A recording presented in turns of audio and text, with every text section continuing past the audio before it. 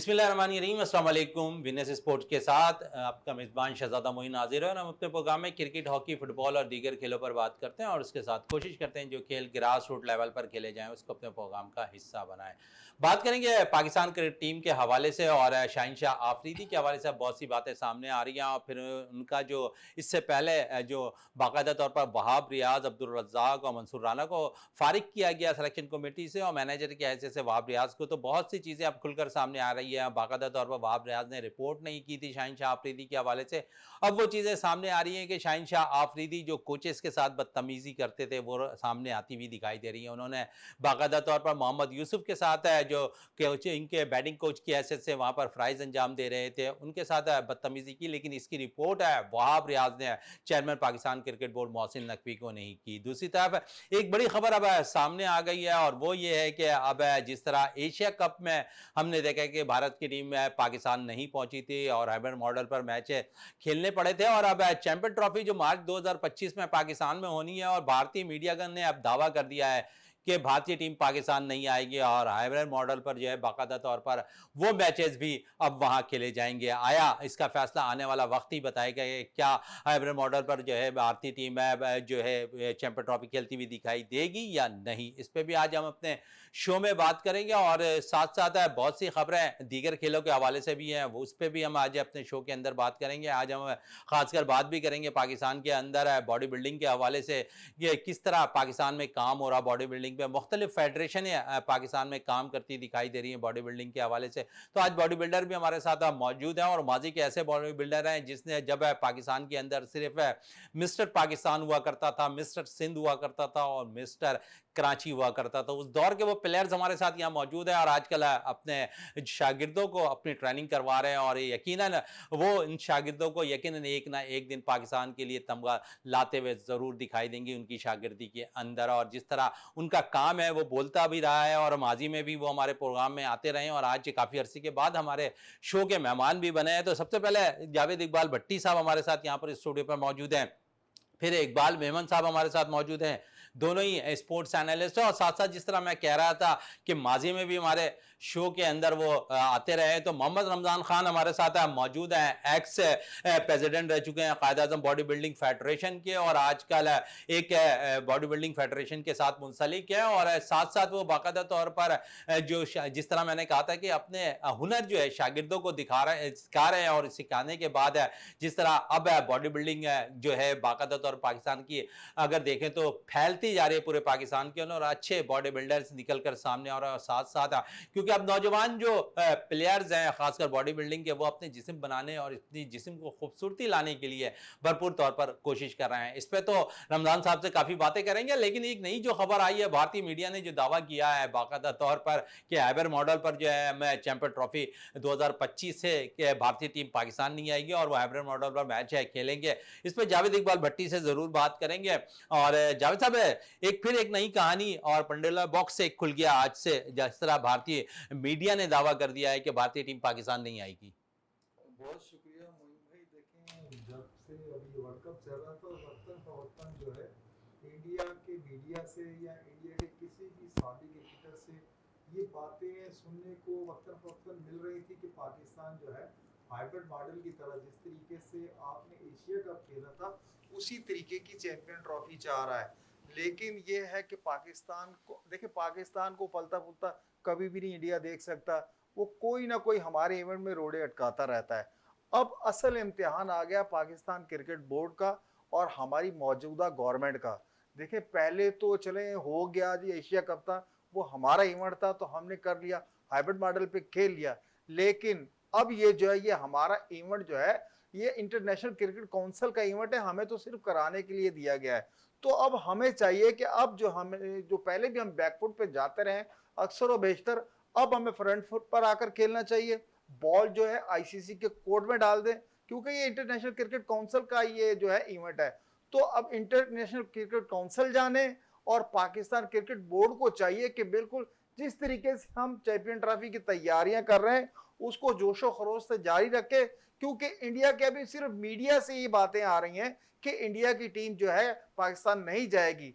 अब जो है आईसीसी को इसका जवाब देना चाहिए और इंडिया के बोर्ड से रुजू करना चाहिए कि आखिर क्या मिसाइल हैं जब दुनिया की बेहतरीन साइड जो है पाकिस्तान का दौरा करने जा रही है, ऐसे पीसफुल माहौल में पाकिस्तान में क्रिकेट हो रही है, तो आपको क्या मसला? मैं ये चाहूंगा कि पाकिस्तान क्रिकेट बोर्ड को चाहिए कि सीधा सीधा आईसीसी से रब्ता करे, उन्हें बताया कि जी ये प्रॉब्लम है हमारे मुल्क में, तो बिल्कुल पीसफुल माहौल है, दुनिया की तमाम टीमें आ रही, ना कि क्रिकेट की, बॉल की, फुटबॉल की इंटरनेशनल टीमें आकर यहाँ खेल कर गई हैं, कोई मसला नहीं है। देखिए सिक्योरिटी इश्यूज हमारे मुल्क में कोई नहीं है, सिर्फ इंडिया की एक वो हटधर्मी जो पकड़ी हुई है कि हमारी टीम पाकिस्तान में जाके पाकिस्तान से नहीं खेल रही, और हर जगह पाकिस्तान से खेल रही है, कहीं भी इवेंट हो इंटरनेशनल तो हमारे साथ खेल रही है। लेकिन पाकिस्तान आने में क्या मसला है, ये इंडिया को भी सोचना चाहिए। इंडिया की और पाकिस्तान की आवाम तो चाहती है कि दोनों एक दूसरे के दौरा करें मुल्कों का, लेकिन इंडियन जो गवर्नमेंट है, मैं देख रहा हूं कि ये उनकी हटधर्मी है। हकदर्मी दिखाई दे रही है इंडिया की गवर्नमेंट की। और क्योंकि आने, जिस तरह मैंने कहा कि आने वाला वक्त ही इस बात का फैसला करेगा कि आया इंडिया की टीम है पाकिस्तान के लिए चैंपियन ट्रॉफी खेलने आती है या नहीं। कुछ अरसे कबल हमने अपने प्रोग्राम में भी यही जिक्र किया था हैबर मॉडल का, और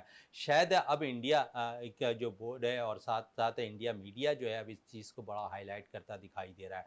हमारे पास सादिक मोहम्मद साहब भी मौजूद थे और पिछले दिनों, और उन्होंने यही टेस्ट क्रिकेटर, उन्होंने यही कहा था कि शायद चैंपियन ट्रॉफी के लिए हमें भी हैबर मॉडल पर जिस तरह इंडिया की टीम नहीं आ रही है और एशिया कप में नहीं आई, तो इस तरह चैंपियन ट्रॉफी में भी नहीं आएगी। तो ये सब चीज़ें अब आहिस्ता आहिस्ता सामने आती दिखाई दे रहे हैं। जिस तरह आने वाला वक्त ही इस बात का फैसला दिखाई देता हुआ नजर आएगा। इकबाल मेमन साहब हमारे साथ मौजूद है। इकबाल साहब, शाहिनशाह आफरीदी, पहले हम देखते हैं कि गैरी क्रिस्टन, अजहर महमूद ने बाकायदा तौर पर उनकी शिकायत की शाहिनशाह आफरीदी के हवाले से, और फिर अब सामने रिपोर्ट्स आ रही हैं कि उन्होंने पाकिस्तान के बैटिंग कोच मोहम्मद यूसुफ के साथ ड्यूरिंग द प्रैक्टिस सेशन बदतमीज़ी की। लेकिन पाकिस्तान के उस वक्त जो सीनियर मैनेजर थे वहाब रियाज साहब, सिलेक्शन कमेटी के मेंबर भी रहे हैं वो, अब तो कल ही उन्हें फारिग कर दिया गया। लेकिन उन्होंने ये रिपोर्ट जो अपनी बनाई, उसमें ये report chairman Pakistan cricket board Mohsin Naqvi तक नहीं पहुंचाई। आप समझते हैं कि शाहिनशाह आफरीदी पर किसी का हाथ है? देखिए, हाथ है या नहीं है, कोई भी खिलाड़ी आपके डिसिप्लिन से ऊपर नहीं होना चाहिए। कोई भी खिलाड़ी जो है इनडिस्पेंसेबल नहीं है, तो आप उसको हटा नहीं सकते। मगर ये है कि मसला ये है कि जिस तरह मैं इस टॉपिक पे बहुत ही डिस्कस करता रहता हूँ कि जब तक आप डिसिप्लिन पैदा नहीं करेंगे एनवायरनमेंट में, इस तरह की चीज़ें होती रहेंगी। अभी आप शाहिनशाह आफरीदी को सज़ा देंगे जो है 6 महीने या साल तक, उसके बाद जो है दोबारा कोई ना कोई यंगस्टर ये हरकत करेगा। हाँ, ये तो मतलब है कि ये एपिसोड है, मगर हम माजी में भी देखते हैं कि इस तरह के बहुत सारे इस तरह के बिल्कुल ऐसे ही नहीं लेकिन ये कि एपिसोड हुए हैं, और जिसमें मैं कसूरवार जो है वो पीसीबी को ठहराता हूँ कि आप एज ए इंस्टीट्यूट क्या कर रहे हैं। आप एज ए इंस्टीट्यूट जो है डेवलपमेंट कर ही नहीं रहे।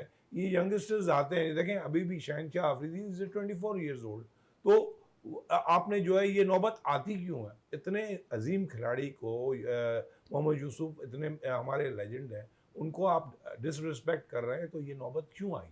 तो देखें हमारे पीसीबी के अंदर ये सिस्टम जो है एज ए ऑर्गेनाइजेशन, ये इनडिसिप्लिन जो है, ये इल्ज़ाम जो है पीसीबी के ऊपर आता है, ना कि खिलाड़ियों के। खिलाड़ियों का तो देखें एटीट्यूड है तो वो आप उसको सही करें और उसको पनिश करें, ठीक है, जितनी भी मिनिमम पनिशमेंट आप दे सकते हैं आप दें, और उसके बाद जो है ठीक है एज ए क्रिकेटर वो और कोई ऐसी कोई करप्शन नहीं है तो फिर वो खेलता रहे। चलिए खेलते रहे। बात हम कर रहे थे कि पाकिस्तान के अंदर बड़ी तेज़ी से मुख्तलिफ फेडरेशन है, एसोसिएशन है जो है बॉडी बिल्डिंग पे काम कर रही हैं। तो रमज़ान साहब हमारे साथ मौजूद हैं। जिस तरह मैंने कहा था गोल्ड मेडलिस्ट हैं, और जिस तरह इन्होंने mister Pakistan, mister Sindh, mister Karachi जीता हुआ है, तो काफ़ी अर्सा हो चुका है, लेकिन माजी की यादें आज भी उनके दिलों में जागी हैं। लेकिन सबसे पहले मैं ये पूछना उनसे ज़रूर चाहूँगा कि रमज़ान साहब जब अपना कैरियर स्टार्ट किया था तो उस वक्त इतनी एसोसिएशनें नहीं थी, और जिस किस्म की अब एसोसिएशनें बन गई हैं, फेडरेशनें काम कर रही हैं, आप समझते हैं कि माजी के मुकाबले में अब खिलाड़ियों को बेनिफिट ज़्यादा है या उस वक्त बेनिफिट ज़्यादा था? हाँ, सबसे पहले तो मैं सलाम पेश करूँगा वेनेस स्पोर्ट्स की जो टीम है, जो चैनल के हवाले से, कि जो हमें प्रमोट कर रही है। और पहले भी मैं कई बार बैठा, उससे मुझे पजीराई मिली और मैं नौजवान नस्ल के दिलों में, जहनों में पहुंच गया। तो मैं शुक्रिया अदा करता हूं आपका, शहजादा मोइन, आपका। Thank you. और जो अब आता हूँ मैं टॉपिक उस सवाल के ऊपर जो आपने कहा कि पहले सिर्फ 2 फेडरेशन हुआ करती थी, अगर उनका हम नाम ना लें तो फिर मज़ा हमें भी लोग भूल जाएंगे। सबसे पहले सिकंदर बिलोच साहिब ने ये कदम उठाया कि एक फेडरेशन थी उससे हट के दूसरी फेडरेशन बनाई और नौजवान नस्ल को एक रास्ता दिखाया, क्योंकि एक ही फेडरेशन होना ये था कि जो चाहे मनमानी उन्होंने अपनी करनी थी वो करते रहे। उसी तरीके से फिर आज मैं समझता हूँ पिछले 3 साल पहले 16 फेडरेशनें थी, उनमें से कुछ बंद हो गई, ब्लॉक हो गई हैं, अभी भी 7-8 फेडरेशनें काम कर रही हैं। तो अब नज़र वही आएगा, क्योंकि अब हर वक्त आपने फोकस किया हुआ है कौन सी फेडरेशन काम कर रही है कौन सी नहीं कर रही। चैनल्स की बात कर रहा हूँ मैं कि अब कोई काम छुपा हुआ नहीं है, ज़रा जुम्बिश होती है कैमरे की आंखों से पकड़ बिल्कुल, लेती है। सोशल मीडिया आम सोशल हो मीडिया चुका हो है। गई है, तो ये बहुत अच्छा हो गया। उसमें हमें अपना पैगाम देने में, अपने इवेंट्स को शो करने में, नहीं तो हम बड़े बड़े इवेंट कराते थे, हमें कोई जानता ही नहीं था। वो जो वही हमारा ख़ानदान जो बॉडी बिल्डिंग थे वही हमें समझते थे, लेकिन अब माशाल्लाह इससे फ़ायदा हुआ है। और बॉडी बिल्डिंग के हिसाब से एक ही फेडरेशन थी तो उसमें एक एक क्लास में 40-40, 50-50 लड़के हुआ करते थे।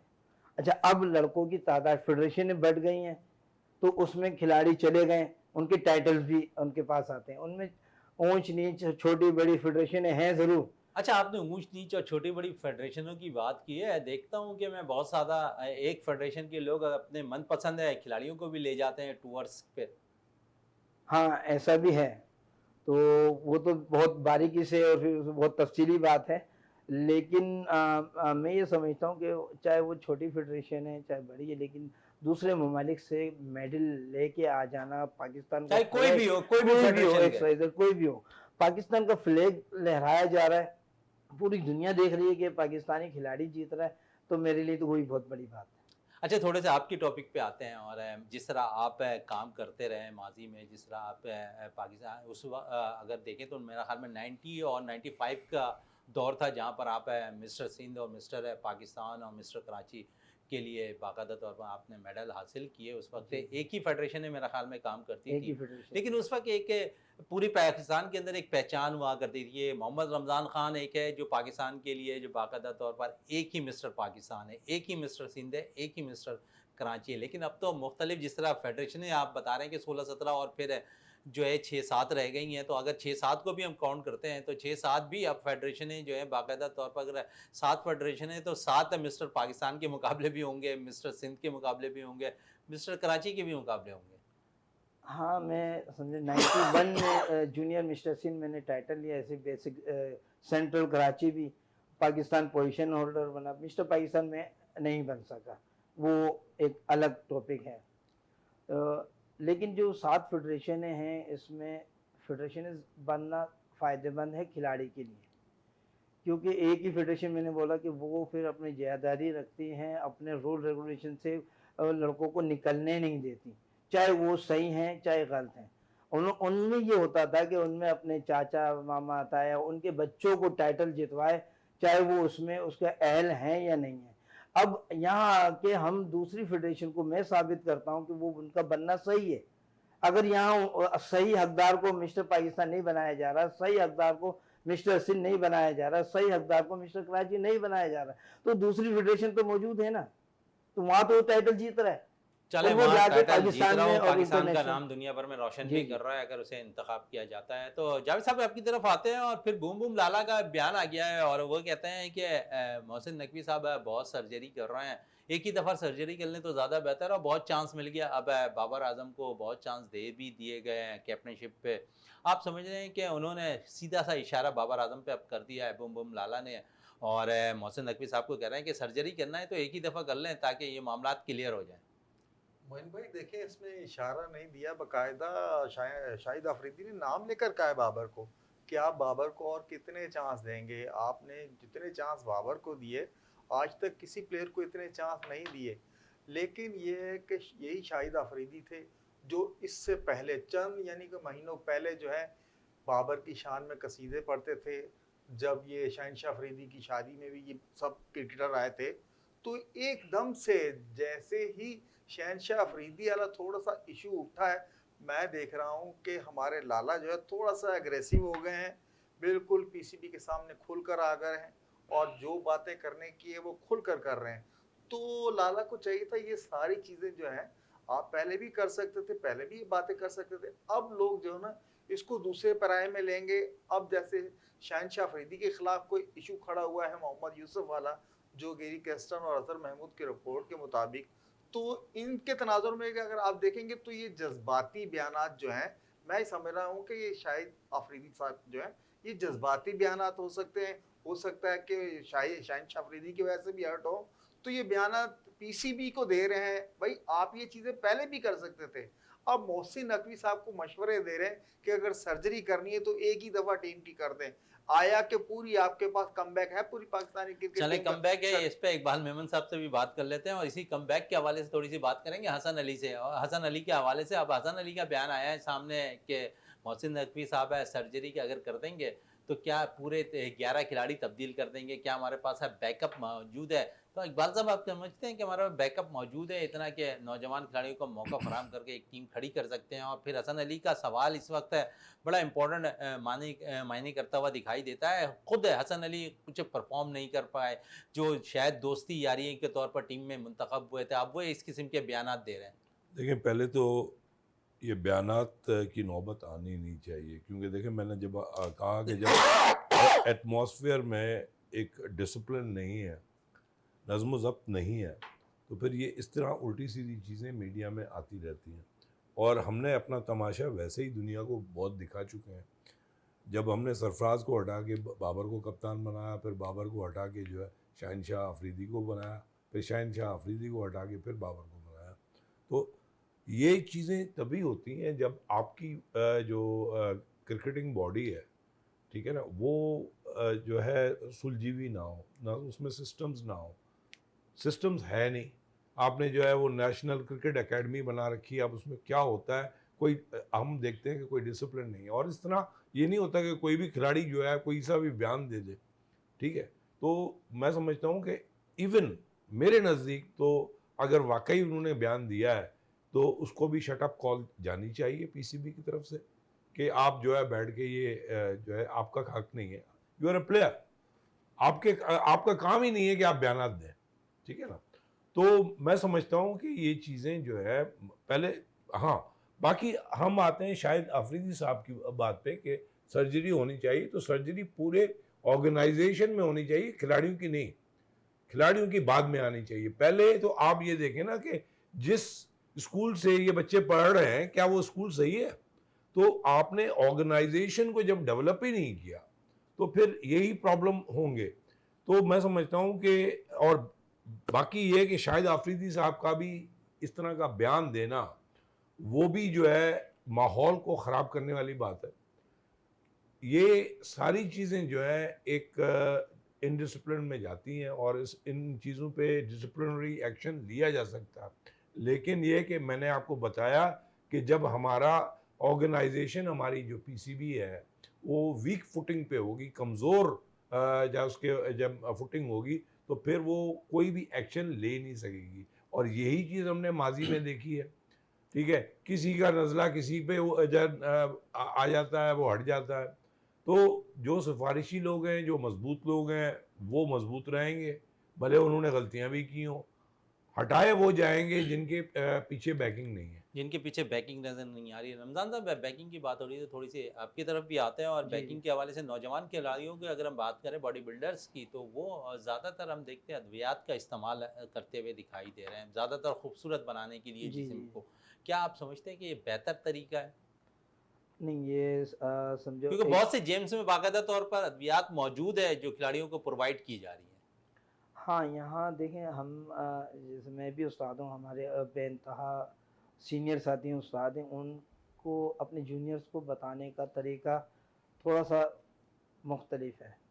मैं सबसे पहले सप्लीमेंट और ड्रग्स और स्टेरॉइड का फ़र्क जो है ना वाजे करना चाहता हूँ। बिल्कुल, ये हम इस प्लेटफॉर्म से लाजमी बताएं, क्योंकि ये आजकल ये लोगों को नहीं पता। अच्छा, सप्लीमेंट जो है ना वो मेंस हर्बल प्रोडक्ट है। उससे पीछे 20-25 साल 50 साल पीछे चले आए तो वो जड़ी बूटियां हैं। तो ये सब नाम चेंज हुआ है, लेकिन इसको लोग स्टेरॉइड समझते हैं। इसमें स्टेरॉइड पाउडर फॉर्म में आती ही नहीं है, ये वाजे बताना हमारा फर्ज होता है। अच्छा, ड्रग्स जो है जहाँ जहाँ यूज हो रही है उसको मैं चाहता हूँ वो जिम बंद हो, और वो जहर है। और खिलाड़ी समझो सेक्स के हवाले से भी बिल्कुल जीरो हो जाता है, जवानी में ही बूढ़ा हो जाता है। और उससे सबसे बड़ा नुकसान कि वो 2 लाख स्पोर्ट्समैन आज से 10 साल पहले की वाटर फेडरेशन है वर्ल्ड में, उनकी रिपोर्ट है कि वो एक्सपायर होते हैं हर साल तमाम स्पोर्ट्स में। अभी पिछले दिनों भी हमने देखा है कि वहाँ पर एक बाकायदा तौर पर बॉडी बिल्डर का भी इंतकाल हुआ है ड्रग्स के हवाले से। हाँ, बेनतहा अभी शहजाद खान आफरीदी हुआ, उनका इंतकाल हुआ। और ऐसे बेनतहा मोहम्मद बिन नजीर वर्ल्ड में एक्सपायर हुआ है स्टेज के ऊपर ही। स्टेज पे बेनतहा लोग गए जिनके नाम ले तो सुबह से शाम तक थक जाएंगे। लेकिन अब हम आए हैं इस तरफ कि पूरी दुनिया फिटनेस की तरफ 95% आ चुकी है। बॉडी बिल्डिंग जो है ना 1% से 10% तक पहुंचा है। लेकिन फिटनेस जो है ना, जो हम पहले के ज़माने में उस्ताद बोला करते थे यार ये रोड बिल्डर है, ये बॉडी बिल्डर नहीं, हटाओ इसे, लेकिन अब वो पूरी दुनिया में छा गई है। उसकी वजह ये है कि चैनल्स ने माशाल्लाह उसको उठाया है और उसमें फैमिलीज आने लग गई हैं। बॉडी बिल्डिंग में इतना कॉस्ट्यूम बहुत शॉर्ट होता है कि उसमें वो फैमिलीज नहीं आती, तो उसकी वजह यही है कि वो पॉपुलर हो रही है। अच्छा, पॉपुलर हो रही है, और इस पे मैं आपसे फैमिलीज़ के हवाले से भी बात कर रहे थे, तो आप ख़वातीन के अंदर भी अब रुझान बढ़ता हुआ दिखाई दे रहा है बॉडी बिल्डिंग का, और जी, जी। मुख्तलिफ जिम्स बाकायदा तौर पर बन भी गए हैं ख़वातीन के लिए। आप जी। समझिए ख़वातीन का रुझान जो बढ़ा है ये भी एक सूदमंद साबित हो रहा है, या फिर आजकल का माहौल ऐसा हो गया है, या हम ग़िज़ा ऐसा खा रहे हैं जिसकी बिना पर ख़वातीन को बहुत सी बीमारियाँ मर्दों के साथ साथ लगती दिखाई दे रही हैं? हाँ, ऐसा डाइट का फुकदान है और कोई न्यूट्रिशंस जो है ना हमारे पाकिस्तान में कम है। तो जो डाइट का फ़र्क बता सकें, फैट्स कितना लेना है, हमें कार्बोहाइड्रेट कितना लेना है, प्रोटीन कितना लेना है, उसकी एक लिमिट, वो न्यूट्रिशंस जो है ना बहुत ना होने के बराबर है जो होना चाहिए।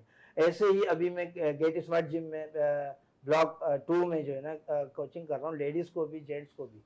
तो वहाँ हम डाइट के सबसे पहले डाइट प्लान उनको समझाते हैं, और इक्विपमेंट के नाम, उनके मसल्स के नाम, तमाम चीज़ें। इसी तरीके से अब कंपटीशन आ गया है तमाम जिमों में कि जहाँ गाइड किया जाएगा वो जिम चलेगा, जहाँ गाइड नहीं होगा तो वो जिम नहीं चलेगा।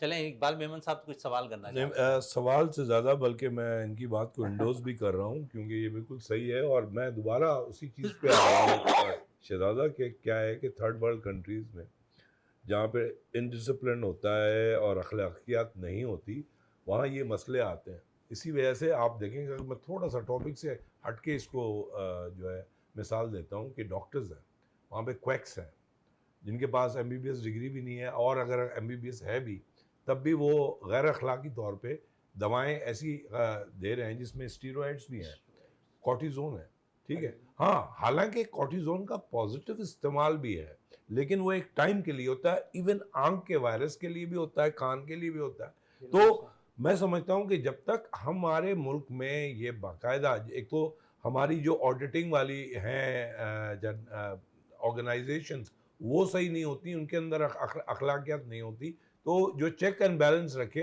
तो फिर ये चीज़ें जो हैं वो नहीं होती। अब ये तो बाकायदा आप किसी की ज़िंदगी के साथ खेल रहे हैं कि एक बंदा जो है कंटिन्यूस, हालांकि आप देखेंगे माजी में फास्ट बॉलर्स भी जो है कॉर्टिज़ोन लेते रहे हैं, ठीक है।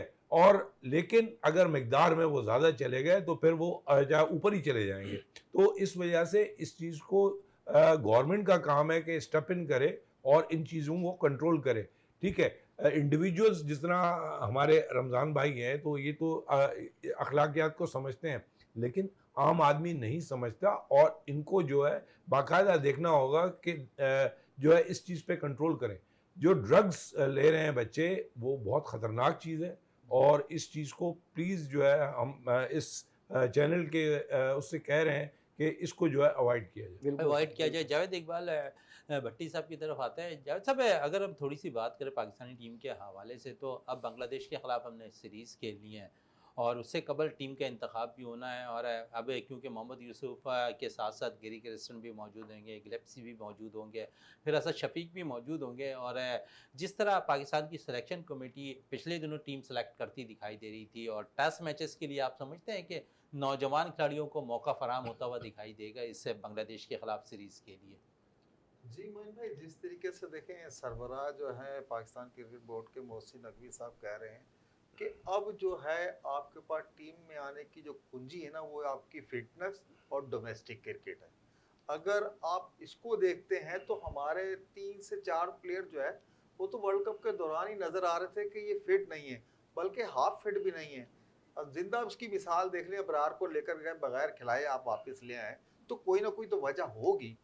तो ये सारी चीजें हैं, लेकिन मैं चाहूंगा कि कम से कम सीनियर्स जो प्लेयर हैं, बाबर आजम हो गया, शहनशाह अफरीदी हो गया। देखें शहनशाह अफरीदी के खिलाफ ठीक है एक इशू आया है मोहम्मद यूसुफ के साथ, लेकिन आपको पता है कि वो पाकिस्तान का मैन स्ट्राइक बॉलर है और बड़े संभाल के, बड़े तरीके से, तहम्मुल के साथ जो है इसका फैसला किया जाए, ना कि जज्बात में। हमारा बैन बॉलर है, आप अपना एक बॉलर जाया ना करें। चले मेन बॉलर की बात कर रहे थे, थोड़े से मेन बॉलर पे हम थोड़ी बात कर लें। अगर मोहम्मद अब्बास की मैं बात करूं, काउंटी क्रिकेट में बड़ा ज़बरदस्त परफॉर्म कर रहे हैं, जिस तरह वो विकेटें ले रहे हैं, पाकिस्तान की नुमाइंदगी कर चुके हैं, पाकिस्तान के लिए भी वो काफ़ी विकेटें हासिल कर चुके हैं। आप वापसी देख रहे हैं मोहम्मद अब्बास की टीम के अंदर? क्योंकि अगर शहनशाह आफरीदी को ड्रॉप करते हैं तो फिर आपके पास मीर हमजा एक ऐसा बॉलर है जो शहनशाह आफरीदी के नेमुल बदल के तौर पर टीम के लिए सेलेक्ट हो सकता है। और जिस तरह उन्होंने परफॉर्म भी किया हुआ है मीर हमजा ने,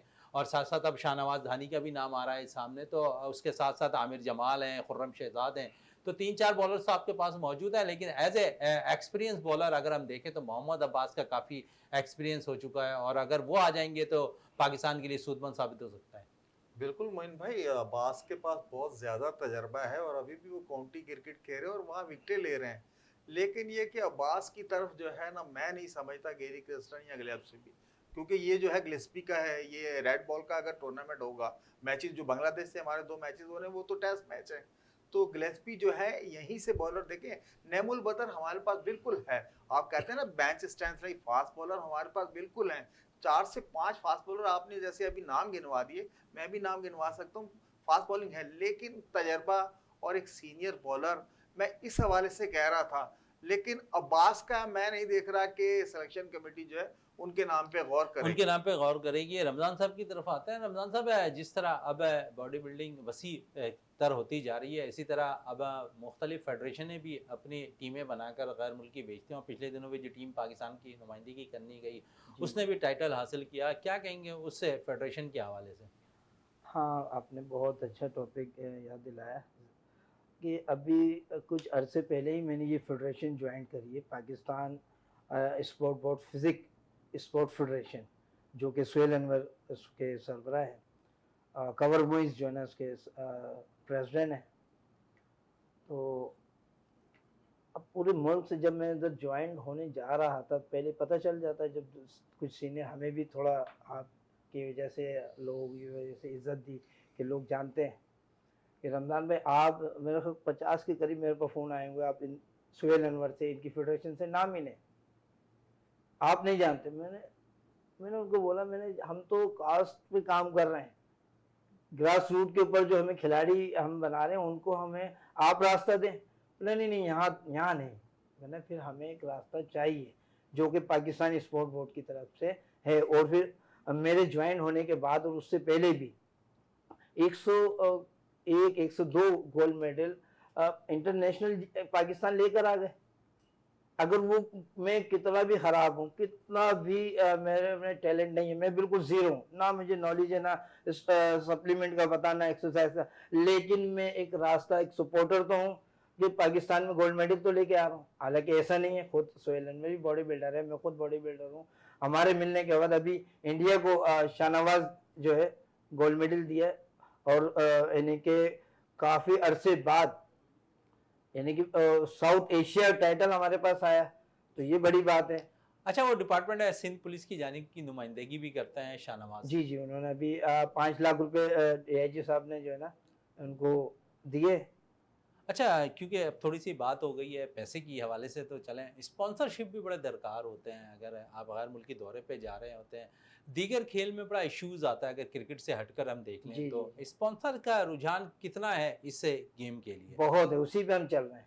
हमें देखें अभी तक कोई फंड नहीं मिल रहा, कोई हमें गवर्नमेंट की तरफ से फंड रिलीज भी नहीं हो रहा। उसके ऊपर अभी हमने वर्ल्ड चैंपियनशिप जो मालदीव में हो रही है उसके लिए अप्लाई किया हुआ है। जो अभी एशियन एशियन चैंपियनशिप हो रही है, सुहेल ओनर साहब ने, हमने उसमें एक लेटर दिया हुआ है। तो उसमें शेख फारूक साहब जो एक्स प्रेसिडेंट थे पाकिस्तानी स्पोर्ट बोर्ड की तरफ से बॉडी बिल्डिंग फील्ड में, उन्होंने मरियम नवाज के हवाले से, शहबाज शरीफ साहब के हवाले से एक पटिशन या एप्लीकेशन दी है कि ये फंड रोका जाए।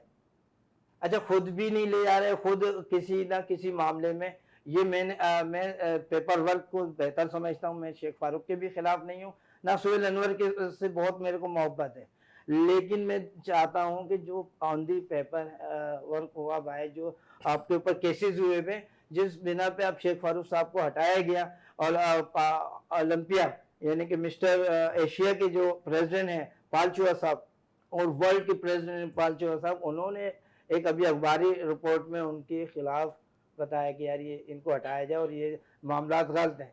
अब उस पर कल, आज या कल एक मेरे ख्याल मीटिंग रखी गई पाकिस्तानी स्पोर्ट बोर्ड में, तो उसमें आया हो जाएगा। अभी एक व्हाट्सएप ग्रुप में यही चल रहा था, कुछ लोग यानी कि यहाँ तक आ गए, एक दूसरे के कपड़े उतारने तक तैयार थे। यानी कि मैं ऐसी चैनल पे चीज़ें बैठा आ हूँ। रही हैं। हाँ जी, जावेद साहब भी कुछ पूछना चाह रहे हैं आपसे? जरूर जरूर। भाई रमज़ान भाई आए हैं तो ये हमारी खुशकिस्मती। और फिर मैं ये समझ रहा हूँ कि यहाँ आने का मकसद तो ठीक है, रमज़ान भाई ने जितनी भी बातें कर ली, लेकिन जो आजकल के बच्चे मैं जिम्स में देखता हूँ अक्सर बैठे होते हैं इधर, अभी उनका टाइम ख़त्म नहीं होता। फास्ट फूड को बहुत अहमियत देती हैं। आया कि ये जो फिटनेस कर रहे हैं लड़के, बॉडियाँ बना रहे हैं, उनके लिए फास्ट फूड नुकसानदेह है या उनकी सेहत के लिए बहुत अच्छा है? और कौन कौन से सप्लीमेंट हैं जिनसे बच्चों को जो है बचना चाहिए? ये थोड़ा सा आप हमारे जो नाज़रीन देख रहे हैं उन्हें भी बताएं और हमारे बच्चों तक भी ये बात पहुंचे। ये बिल्कुल सही। फास्ट फूड जो है ये बहुत जहर है, यानी कि आपकी सेहत के लिए मुज़ीर है। और सप्लीमेंट जिसमें हर्बल प्रोडक्ट हैं उसके ऊपर पूरे इंक्रीज दिए हो गए होते हैं, उन्हें हमें पढ़ना चाहिए। ना कि हम एक बॉडी बिल्डर की पिक्स देखी, उसको उसको हमने पिक्स देखते ही हम उसे यूज़ करना शुरू करते हैं। न्यूट्रिशन से मालूमात करें, अपने डॉक्टर से, फैमिली डॉक्टर से मालूमात करें, मौजूदा जो इंस्ट्रक्टर है उससे, वो रिकमेंड करेगा कि आपकी जेब खर्च में आप 100 रुपये खर्च कर सकते हैं या 1000 रुपये खर्च कर सकते हैं। दुनिया का सबसे महंगा गेम बॉडी बिल्डिंग है। अब अनकरीब हमारे एक दोस्त हैं अली भाई, हम अलनूर में एक जिम इंशाल्लाह रेनोवेट कर रहे हैं, तो उसमें हम अपनी डाइट और सप्लीमेंट जो आपने सर बताया, तो हम सप्लीमेंट जो रिकमेंड होंगे डॉक्टर्स के हिसाब से, आपके ब्लड ग्रुप के हिसाब से, हम उसको फ्री ऑफ कॉस्ट रखेंगे और उसे पाकिस्तान और पाकिस्तान से बाहर तक खिलाड़ियों को देंगे इंशाल्लाह। जी इकबाल साहब। मैं ये पूछना चाह रहा था कि आपका यहाँ पे जो है होने का फ़ायदा ये है कि मैं ये जानना चाह रहा था कि ये जो एक तो सप्लीमेंट है, एक इंश्योर के नाम से भी चलता है, जी, जो पेशेंट्स को भी दिया जाता है। अच्छा, दूसरी बात ये कि न्यूट्रिशनिस्ट जो है या डाइटिशियनिस्ट जो है वो स्पेसिफिकली आपके बॉडी बिल्डिंग के लिए है या मतलब जर्नल है?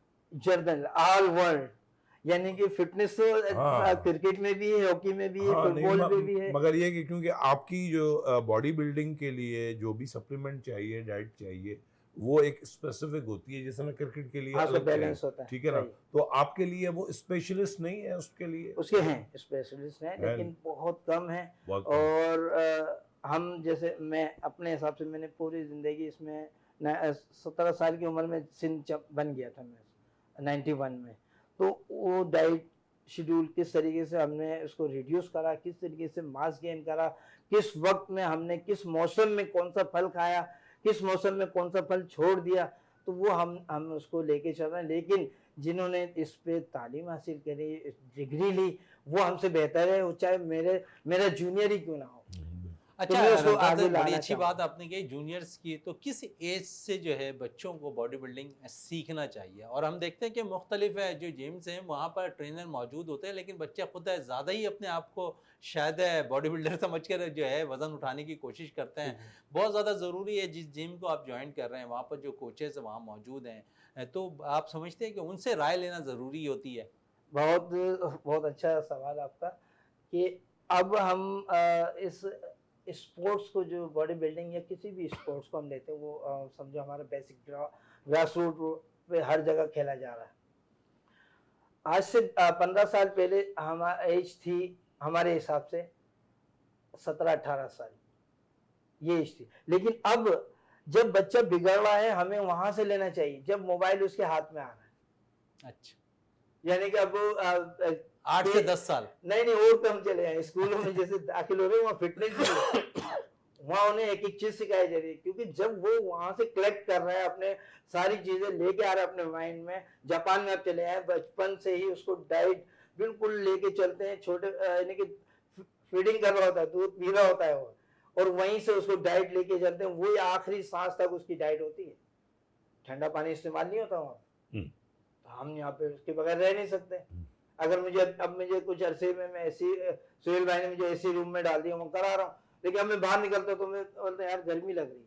तो यहाँ हमें उसको हमारा जो इन्वॉल्वमेंट है उसको देखना पड़ेगा, उसको तब्दील करना पड़ेगा। और बच्चे की उम्र होनी चाहिए 7 या 8 साल में उसे फिटनेस पे आ जाना चाहिए, बॉडी बिल्डिंग पे नहीं। तमाम गेम्स में, किसी ना किसी गेम में उसे इन्वॉल्व रखें, ताकि वो मोबाइल सबसे अच्छी चीज भी है और सबसे बुरी चीज। चलें, सबसे अच्छी चीज़ भी है और सबसे बुरी चीज़ भी है। मोबाइल अच्छा करने वाले इस्तेमाल भी अच्छे तरीके से कर रहे होते हैं, लेकिन जो इस्तेमाल गलत तरीके से कर रहे हैं उसका नताइज आपके सामने आते हुए भी दिखाई दे रहे हैं। रमज़ान साहब आपका बहुत बहुत शुक्रिया, इकबाल मेमन साहब आपका बहुत बहुत शुक्रिया, जावेद इकबाल भट्टी साहब आपका बहुत बहुत शुक्रिया। प्रोग्राम का अख्ताम करते हैं इस दुआ के साथ कि पाकिस्तान में खेल और खिलाड़ी तरक्की करते रहें और पाकिस्तान का सब जिलाली परचम दुनिया भर में रोशन रहे। इसी के साथ अपने मेज़बान शहजादा मोइन को इजाज़त दें। पाकिस्तान जिंदाबाद।